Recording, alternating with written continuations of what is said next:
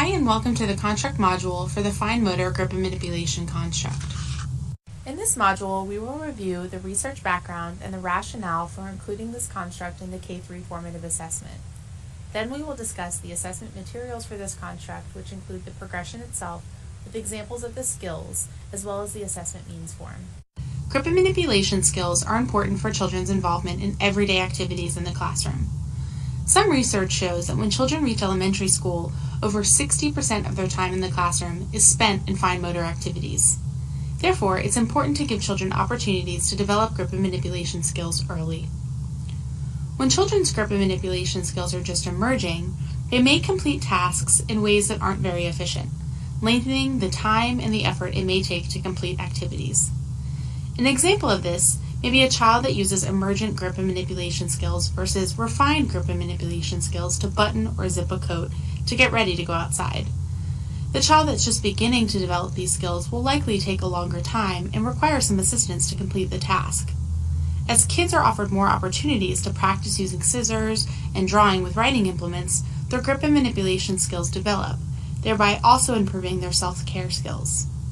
Children's grip and manipulation skills, which are part of their fine motor skills, may be representative of overall development. Some research has shown that kindergarten children's fine motor skills predict how they will perform later in math and reading. If a child is at the beginning stages of grip and manipulation skills and needs a lot of support to move to the next stage, he or she may need some extra support in other areas as well. In other words, children's grip and manipulation skill development, taken into consideration with other developmental skills, may be indicative of overall development and may provide a teacher with a clearer picture of where a child is developmentally.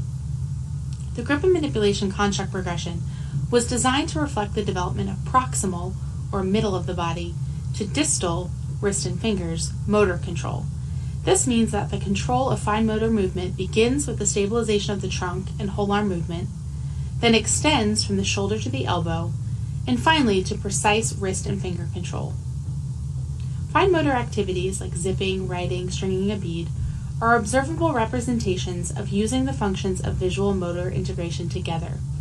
Note that if a child is able to hold and manipulate the object they are using, scissors, pencil, crayon, etc., but does not follow the line to cut, stay in the line to color, or copy a letter correctly when writing, it may be due to visual ability rather than fine motor ability.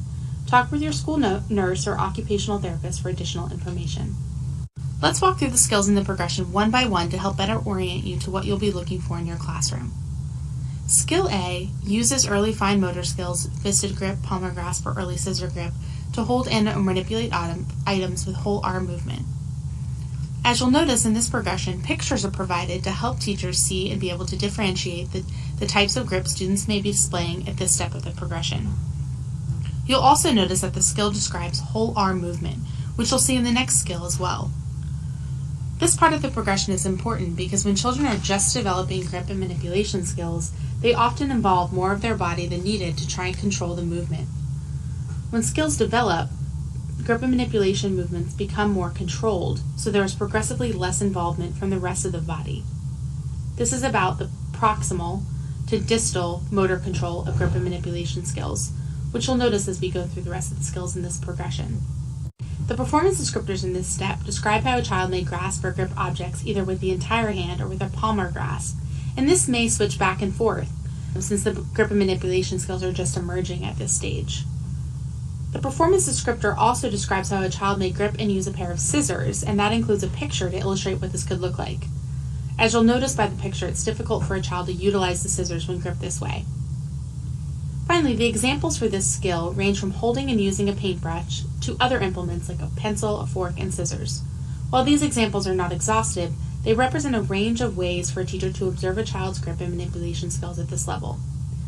Some of the examples include a child who may grasp a paintbrush using a fisted grip and paint in large strokes with their whole arm, or a child holding a fork using a 5-finger fisted grip when eating. Here's a picture example of a child at skill A on this progression. You'll notice that he is holding his pencil with a fisted grip. Skill B on the progression represents the next step for a child in regards to holding and manipulating objects. A child at this skill level uses a more refined grip, either a pincer or a tripod grip, to hold and or manipulate objects with whole arm movement and increased stability from the shoulder. So the whole arm movement is still being used by the child, but there is increased stability coming from the shoulder and the grip is a bit more refined. The child isn't using a palmar grasp anymore, but is instead using a pincer or a tripod. The performance descriptors here illustrate a child using a tripod grip, which again is just one of the two possible grips they may demonstrate at this level. And the examples provide more details about how a child may use a more refined grip, but is still using whole arm movement, resulting in less precision in their manipulation. Examples here include a child grasping a fork, using a 3-finger grip similar to a tripod grip to pick up large pieces of food like a melon slice or an apple, or using a paintbrush by holding it with a tripod grip and painting large strokes with the whole arm. Let's look at a video example now of skill B.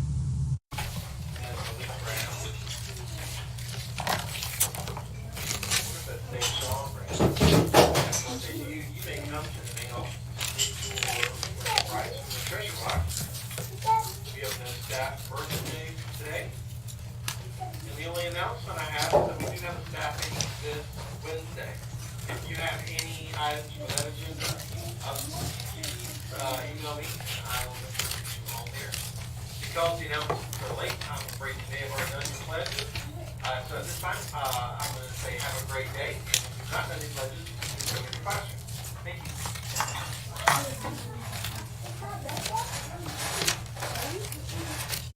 As you saw in the video, the girl in the blue shirt cuts her paper holding the scissors with 3 fingers in the bottom loop and her thumb in the top loop, with the pointer finger outside of both of the scissor loops, resulting in less precision when cutting. She also uses her whole arm when cutting, which can be seen in how far away her elbow is from her body and how she raises her arm up and away when cutting, rather than efficiently turning the paper. That means for this particular video clip, the child's learning status would be a B. She's using a more refined grip to hold and manipulate the object with the whole arm movement and has increased stability coming from the shoulder. Skill C on the progression represents the next step for a child in regards to holding and manipulating objects. A child at this skill level uses refined wrist and finger movement and is beginning to transfer control of their movement from the shoulder to the elbow. A child at this skill level has more refined wrist and finger movement, which again goes back to the skills beginning to develop from the center of the body to the outer extremities or digits, and again is beginning to transfer that control from the shoulder to the elbow. The performance descriptors here illustrate how this may be seen in regards to cutting with scissors, and the examples provide a more in-depth look of how a child might display their grip and manipulation skills with different implements. For example, when grasping a fork using a 3-finger grip similar to tripod, the child can pick up smaller pieces of food like a 1-inch pineapple cube or a raspberry. And when painting, the child might begin to use smaller strokes that come more from the elbow than the shoulder and use some wrist control. The last stage of the progression, a child can use his or her hands with minimal elbow movement and with primary control coming from the wrist and fingers. So the child is using more precise wrist and finger movements with little or minimal movement from the elbow or shoulder. The performance descriptors in this step demonstrate a child holding and using a pair of scissors. The examples here demonstrate that a child who is painting precisely with small strokes that demonstrate greater control of the wrist, so filling in the outline of a tree trunk while painting with watercolors, or grasping a fork with a 3-finger grip to pick up smaller pieces of food like a pea or a blueberry. Let's look at another example of a child at skill D in the progression in this video.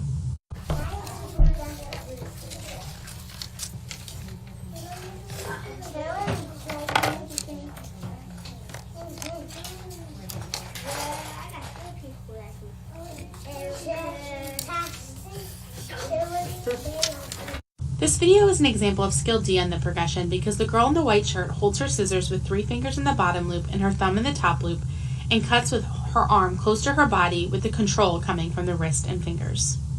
The assessment means form for grip and manipulation, seen here, includes information a teacher can use when he or she is ready to begin assessing for this construct.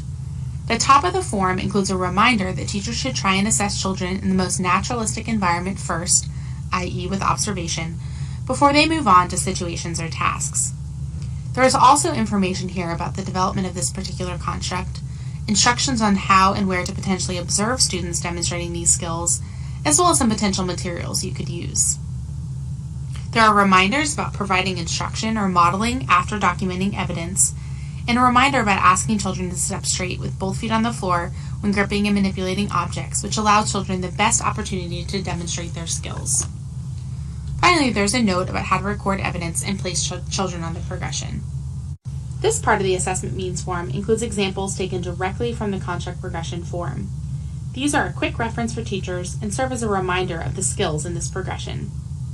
The next page of the assessment means form includes the friendship wreath activity, which is the situation that was created for this construct. The form includes a suggested group size, instructions for the teacher, a list of materials, and reminders the teacher can use during the activity. You'll also notice at the bottom of this form that there is no task that was created for this particular construct.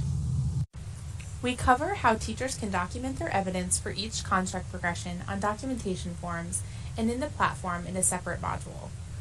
We do want to point out that we have developed watch fors for each construct, which are brief reminders and keywords that help differentiate the skill levels on the progression.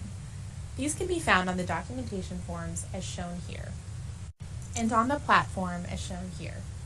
Okay, let's recap. The grip and manipulation construct is in the physical motor domain, and it reflects the development of proximal to distal motor control. This means that the control of fine motor movement begins with the stabilization of the trunk and whole arm movement, then extends from the shoulder to the elbow, and finally to precise wrist and finger control. This construct progression has 4 skills or steps and has an associated situation that was created for it. Thank you for your time today. We hope you learned something about the grip and manipulation construct.